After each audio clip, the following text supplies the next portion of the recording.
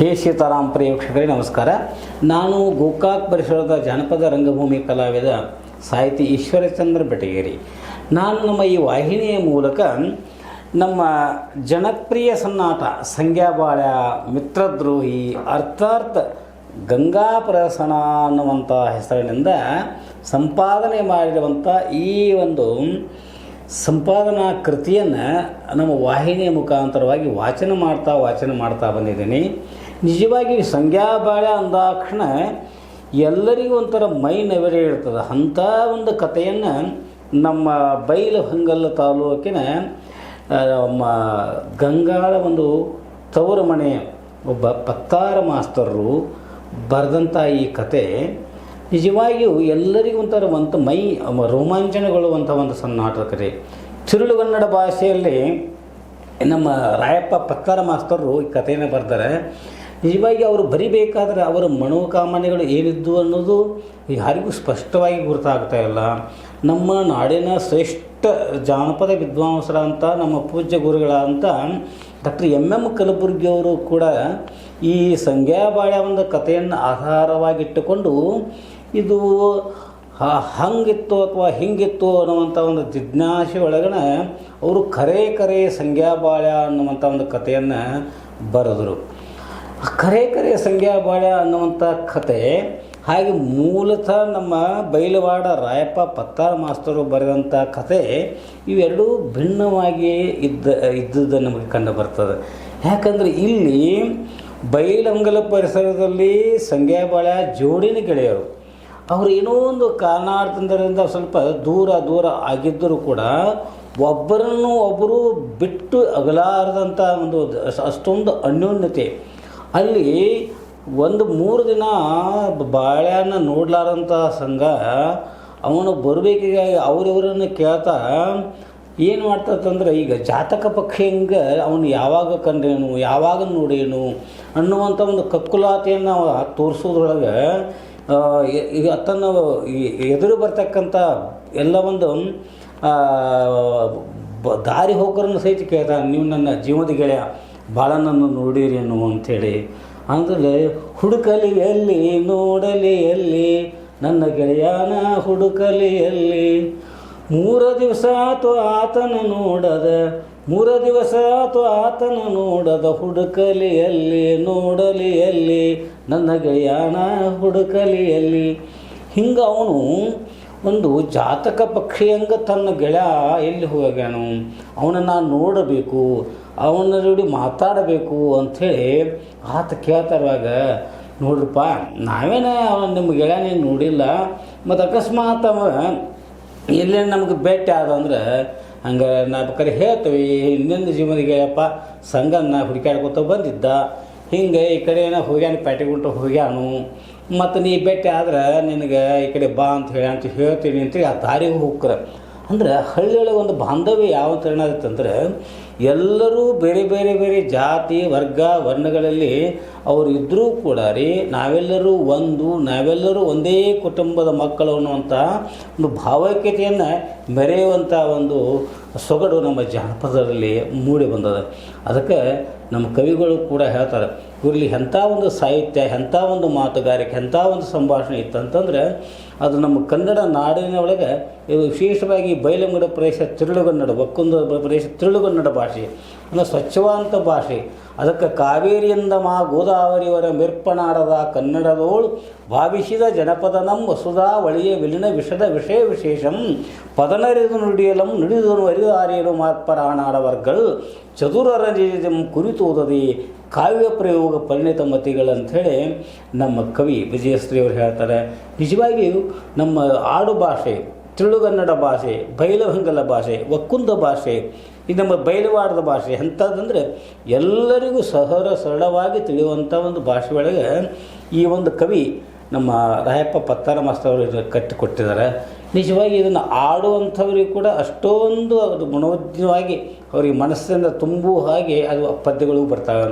ಮೊದಲನೇ ಒಂದು ಪದ್ಯವನ್ನು ನೋಡಿದರೆ, ಈ ಕೈಲಾಸದೊಳಗ ಪಾರ್ವತಿ ಶಿವನ ತೊಡೆ ಮ್ಯಾಲ, ಕೈಲಾಸದೊಳಗ ಪಾರ್ವತಿ ಶಿವನ ತೊಡೆ ಮ್ಯಾಲ, ಕುಂತ ಗಣಪಗ ಮಾಡುವೆನ ಶರಣ ಎಂಥ ಸರ್ವೇಶ್ವರನನ್ನು, ಈಶ್ವರನನ್ನು, ಪಾರ್ವತಿಯನ್ನು, ಜೊತೆಗೆ ಗಣಪತಿಯನ್ನು ಕವಿ ಏನು ಮಾಡ್ತಾನೆ ಒಂದು ಹಾಡಿನೊಳಗೆ ಕಟ್ಟಿಕೊಡ್ತಾನೆ. ಕೈಲಾಸದೊಳಗೆ ಪಾರ್ವತಿ ಶಿವನ ತೊಡೆ ಮೇಲೆ ಕುಂತಂಥ ಗಣಪನನ್ನು ನಾನು ನೆನೆತೀನಿ ಅಂಥೇಳಿ. ಅಷ್ಟೇ ಅಲ್ಲದ ಬೆಳಗಾವಿ ಜಿಲ್ಲೆಯೊಳಗೆ ನಮ್ಮ ಬೈಲಹೊಂಗಲ ಪರಿಸರ, ಇಲ್ಲಿ ಇಬ್ಬರು ಗೆಳೆಯರು ಸಂಗ್ಯಾ ಬಾಳ್ಯ. ಆ ಒಂದು ಇದ್ರೊಳಗೆ ಇಂಥ ಒಂದು ಪರಿಸರದೊಳಗೆ ಬೆಳಗಾವಿ ಜಿಲ್ಲೆಯ ಪರಿಸರದೊಳಗೆ ಬೈಲಹೊಂಗಲ ಒಂದು ನಗರದೊಳಗೆ ಇಬ್ಬರು ಸಂಗ್ಯಾ ಬಾಳ್ಯ ಅನ್ನುವಂಥ ಜೋಡಿ ಗೆಳೆಯರಿದ್ದರು. ಹೆಂಗಂತಂದ್ರೆ ಬೈಲಹೊಂಗಲ ಬೈಲ್ವಾಡದೂರಾಗ ನಡೆದ ಸತ್ಯ ಘಟನಾ, ಬೈಲಹೊಂಗಲ ಬೈಲ್ವಾಡದೂರಾಗ ನಡೆದ ಸತ್ಯ ಘಟನಾ, ಕುಂತ ಕೇಳರ ನೀವು ನಿಂತ ಕೇಳರ ನೀವು ಸಂಗ್ಯಾ ಬಾಳ್ಯ ಸನ್ನಾಟನ. ಇಷ್ಟು ಚಂದ ಹೇಳ್ತಾರಲ್ರಿ. ಇದು ಎರಡು ಊರಿನ ನಡುವೆ ನಡೆದಂಥ ಒಂದು ಘಟನೆ.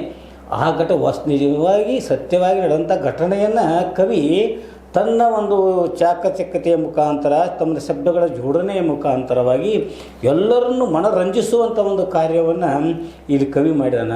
ಅದಕ್ಕಾಗಿ ಹೇಳ್ತಾರೆ, ಕುಂತೀರು ಜನ ಕಲ್ಲ ಮಾಡಬೇಡರೆ ಗುಲ್ಲ, ಕುಂತೀರು ಜನ ಕಲ್ಲ ಮಾಡಬೇಡರೆ ಗುಲ್ಲ, ಕುಂತ ಕೇಳರಿ ನೀವು ನಿಂತ ಕೇಳರಿ ನೀವು ಸಂಗ್ಯಾ ಬಾಳ್ಯ ಸನ್ನಾಟನ. ಇಷ್ಟು ಚಂದ ಹೇಳ್ತಾನೆ.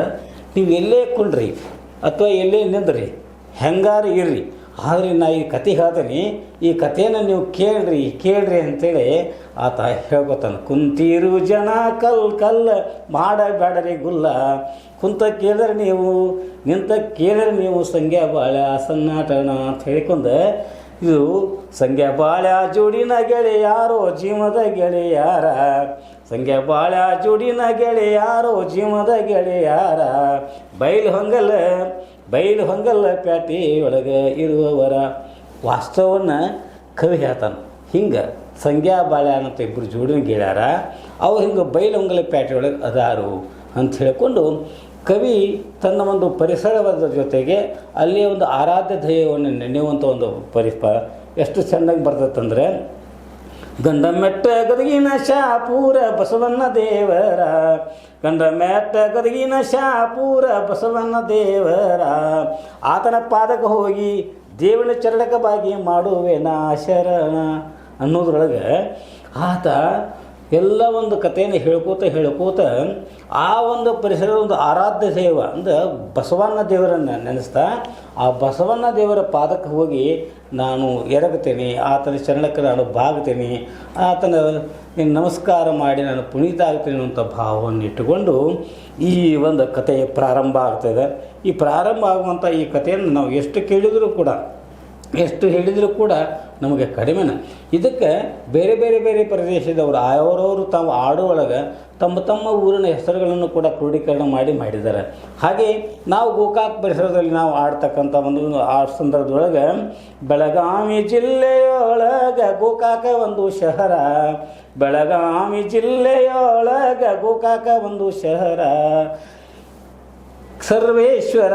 ಸರ್ವೇಶ್ವರ ಕವಿಗಳ ತವರೂರ ಅಂತೇಳಿ ಆಯಾ ಪ್ರದೇಶದ ಜನರು ಕೂಡ ವಾಸ್ತವವಾಗಿ ಮೂಲ ಕಥೆಯ ಜೊತೆಗೆ ತಮ್ಮ ಊರಿನ ದೈವವನ್ನು, ತಮ್ಮ ಊರಿನ ಒಂದು ಶ್ರೇಯಸ್ಸನ್ನು ಕೂಡಿಸಿಕೊಂಡು ಈ ಕಥೆಗೆ ಮತ್ತಷ್ಟು ಪುಷ್ಟಿಯನ್ನು ಕೊಟ್ಟುಕೋತ ಈ ಕಥೆಯನ್ನು ಏನು ಮಾಡಿದಂದ್ರೆ ಬಹಳಷ್ಟು ಅಂದವಾಗಿ ಚಂದವಾಗಿ ಲೋಕದಲ್ಲಿ ಪ್ರಸಿದ್ಧಿಯನ್ನು ಮಾಡಿದ್ದಾರೆ. ಇಂಥ ಒಂದು ಕಥೆಯೊಳಗೆ ಬರ್ತಕ್ಕಂಥ ಸಂಗ್ಯಾ ಬಾಳ್ಯ ಇಬ್ಬರು ಜೀವದ ಗೆಳೆಯರು.